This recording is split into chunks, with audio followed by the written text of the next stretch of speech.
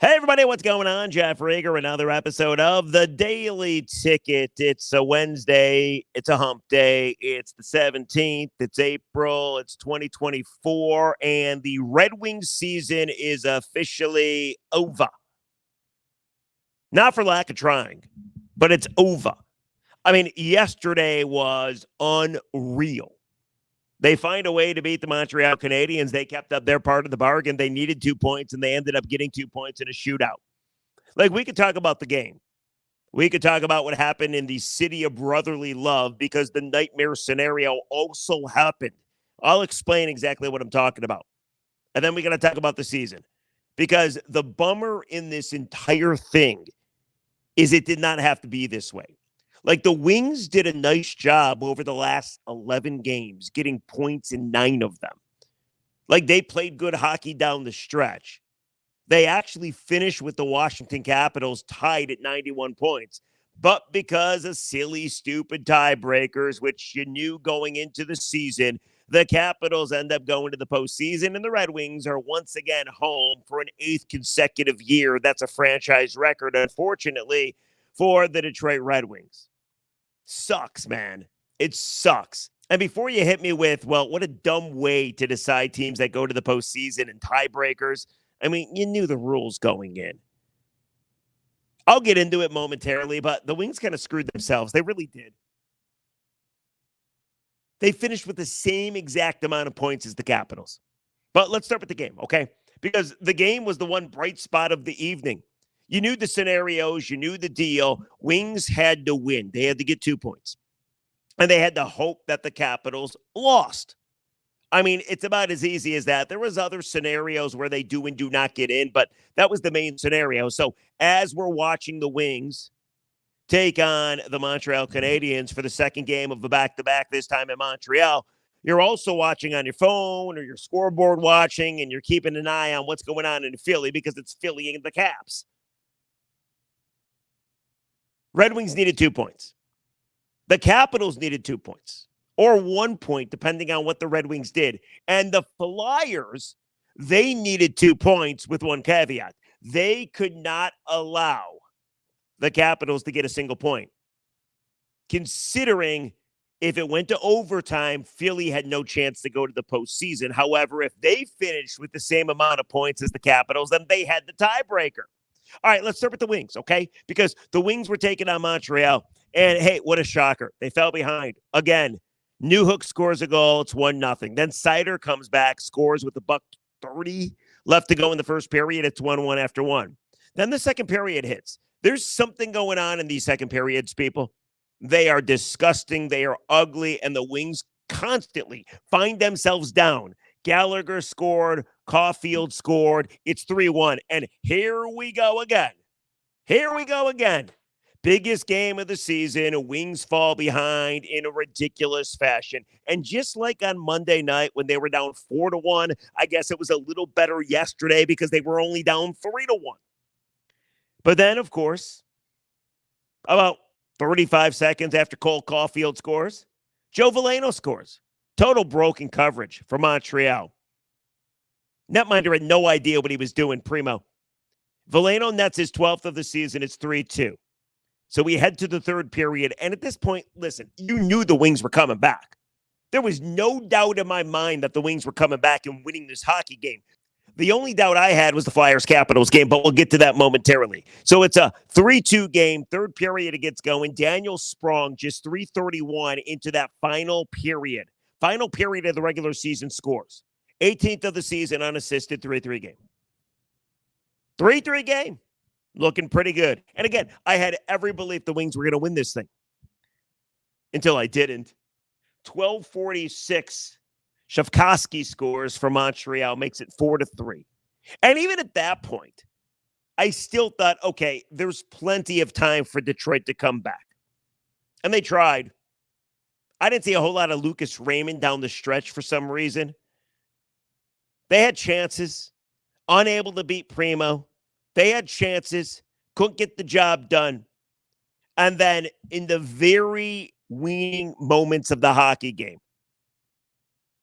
James Reimer was pulled from the game. And listen, James Reimer, I thought, had a very good game. He made some big-time saves. One on Nick Suzuki, one on Cole Caulfield. I thought he was stupendous. I thought he was outstanding. I really did. I thought he kept Detroit in the game. So he's yanked from the game. Wings down a goal. They're trying to come back. And for some reason or another, the Montreal Canadiens allowed an icing call with 7.7 seconds left to go in regulation. So the Wings had one more chance. They had to win a faceoff and score a goal. The odds of that happening are astronomically awful. I mean, you might as well play the lottery. You got a better chance of winning the Mega Millions than that happening. But there was something about this Wings team recently, because you saw what happened on Monday night. Lucas Raymond.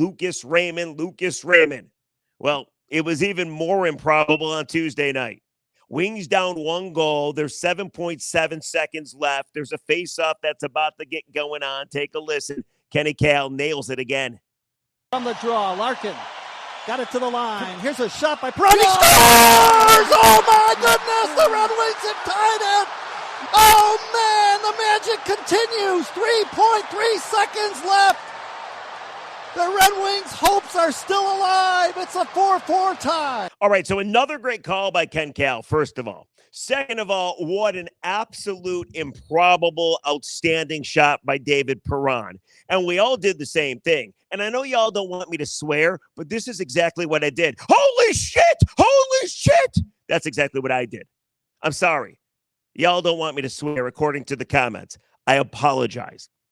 But I wanted to give you a real live replica of at least how I reacted. And all of Metro Detroit was doing the exact same thing.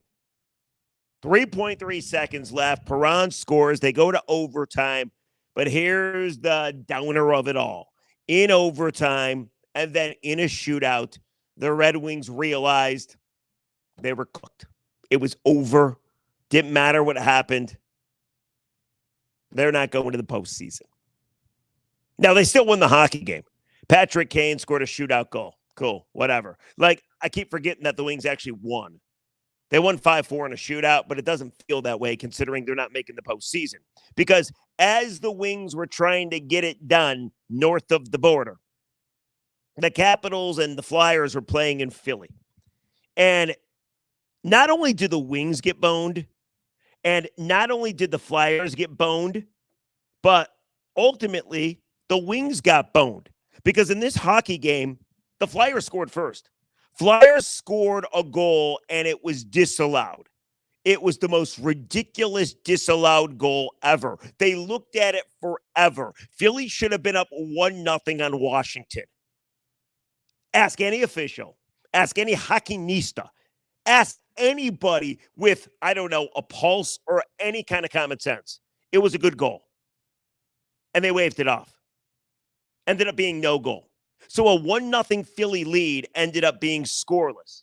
And then, of course, Alex Ovechkin scored. So OV once again screwing the Red Wings like he's done pretty much his entire career. To be fair, he's dominated a lot of teams, not just Detroit, but you get my drift. And then the nightmare scenario. This is exactly what we were worried about, people. Exactly what we were worried about. See, if you looked at the standings coming in, we know the Wings needed 2 points. We know they needed Washington to lose. But what you might not have realized was that Philly still had a chance to go to the postseason. They had 87 points.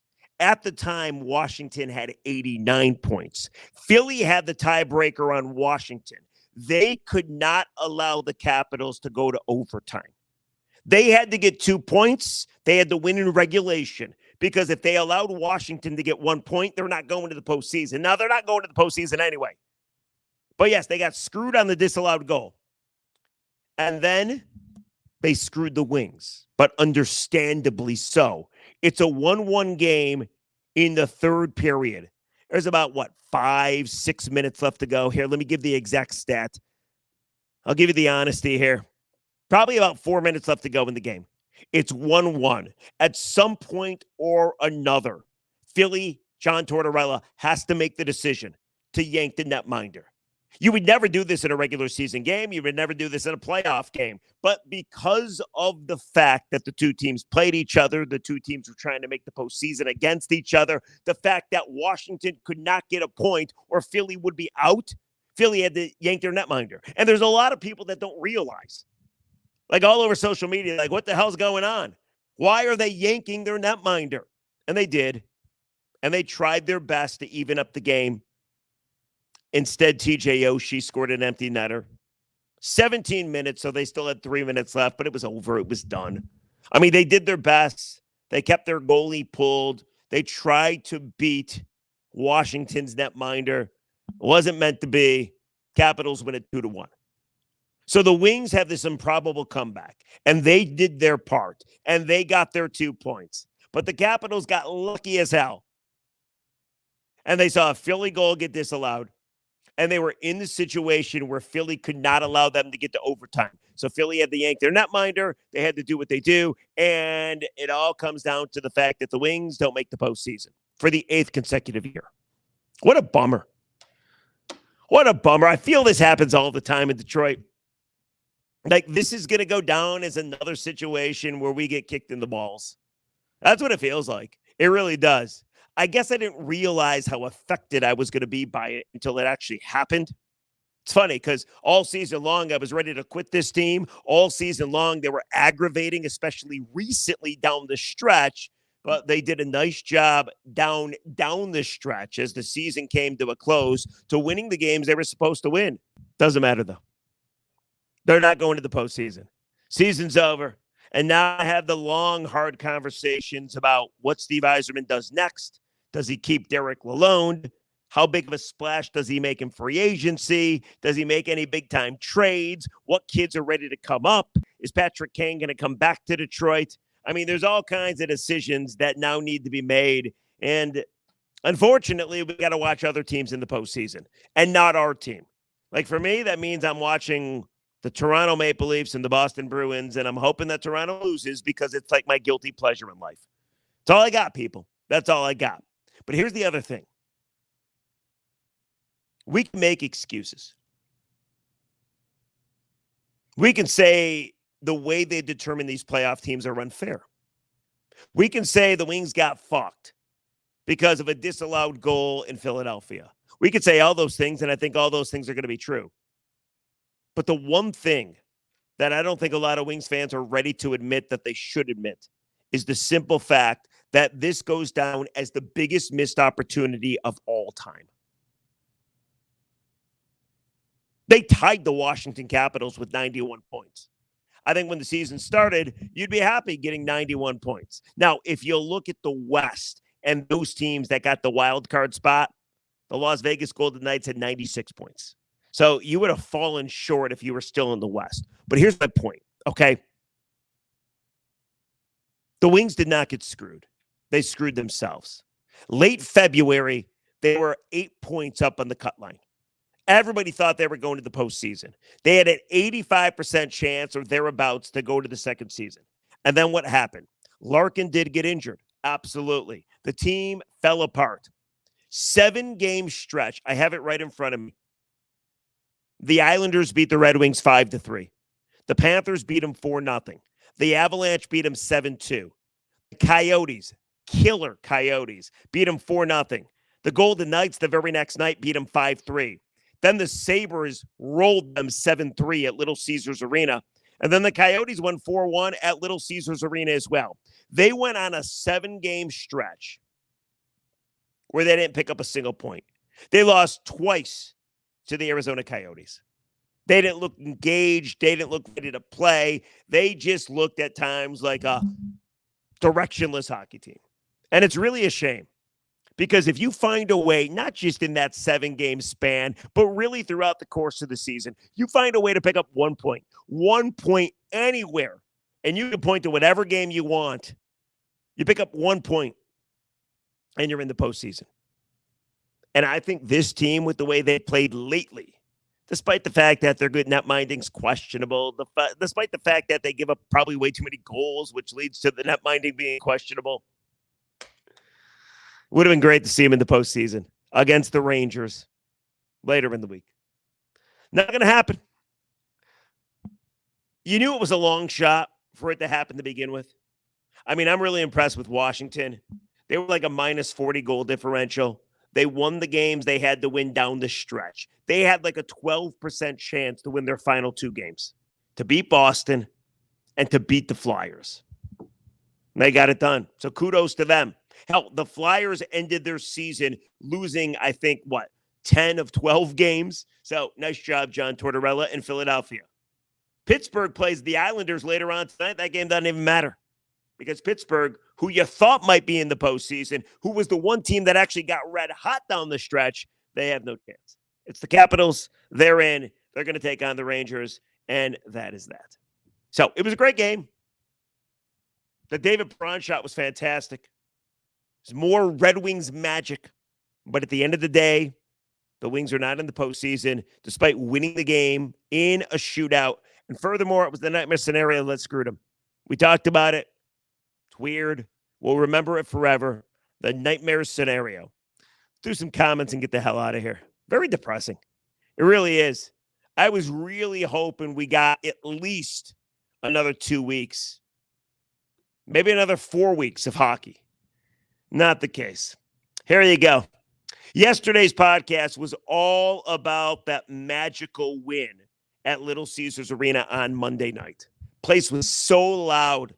When Lucas Raymond scored in overtime with like 25 seconds to go, you couldn't even hear the horn. Place was so loud. And that's the bummer of it all, people. Detroit deserves the postseason so damn bad. I was at the game on Monday, just looking around how into it people were. People standing, people being loud. Little Caesars Arena is going to be such a great venue for the postseason. I just hope we get there eventually. But no, it's going to be an off season of talking about the Iser plan failing and everything else that's going to come along with it.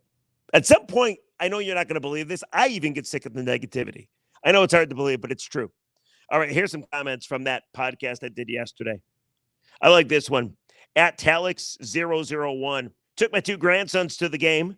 Their first, and what an intro to the Wings. They came not knowing much about hockey, left lifelong fans. LCA was rocking. They won't forget it. That's awesome. What about this one? This is at Torgo1969. Bowed down to Ghost for his outstanding leaping keep in to set up Razors game tying goal. Yeah, you know what? I think I forgot to mention that last night. I was kind of tired. But yeah, that play by Shane Gostisbehere, not that it matters right now, unfortunately, but he got so much air under his skates. Between the skates and the ice, that was an outstanding play by the Ghost to keep that puck in the zone, and it did. It eventually ended up being the game-tying goal off Lucas Raymond's stick. How about this one? At TG-CT2UW. I heard the Tigers called Ghost to see if he wanted to play shortstop for them. That leaping, keep in, and then the quick pass saved their season. I mean, on Monday it saved their season. Unfortunately, the next day, Tuesday, yesterday, their season ended. At Patrick E4444. Love your vids, Jeff, but I don't think the Wings are as dangerous as they were earlier in the year. I would agree with you. And then how about this one? At Ed Hull 7068. Why the F-bombs? Didn't think I would hear that from 97.1. Seemed unprofessional. Maybe some people are trying to be like Howard Stern or Joe Rogan. I saw that I had subscribed to this channel years ago. Well, that's easy to fix. I wanted to ask you about this. I know it has nothing to do with hockey, but are you offended by the swearing? I've kind of realized I'm doing it more often. I do it in my everyday speech. I curse a lot. I have the mouth of a sailor. And I like the fact that I can curse on the podcast. I feel like it could be more real with you. But if you don't want me to swear, let me know. Hit me up in the comment section. I got one more for you. At Mark Strong 3043. Your camera feed is lagging like crazy. Super irritating because I can hear every word, but your face with your mouth open is freezing for about 2 to 5 seconds each time. Yeah, I know exactly what that is. I did the podcast from a garage in downtown Detroit, and I use my hotspot. When I use a real internet connection, it's totally fine. But when I use my hotspot, it's not. It lags a lot. So I'll fix that. I apologize. I noticed the same thing. So, anyway, season's over. Kind of a bummer. On to baseball and the draft. And by next week, we'll be over it. We'll be excited about the draft in Detroit. But, geez, be nice, man. Be nice if one time, things work out for us. And I know you're going to say the Lions season in Michigan and winning a natty, and that's fine, and that's cool. But not everybody's a Michigan fan. And the Lions season ended about as horrific as it could, despite it being an amazing, magical season. I mean, it's hard to forget 17-point lead at the half, blah, blah, blah. So I did not expect to be this bummed, but here we are. So that's going to do it for the Daily Ticket. Let me know what you think. Are you offended by the swearing? Furthermore, what did you make of yesterday's games and the weird, unique, bizarre situation the Red Wings found themselves in? And unfortunately, they did their part, but the Flyers had to pull their netminder in a 1-1 game because they could not allow the Capitals to get a point. I mean, it's just unbelievable. Of course, that happens to Detroit. Shit like that always happens to us. Sorry for swearing. All right, we'll catch you on a Thursday tomorrow. Adios, everybody. See ya.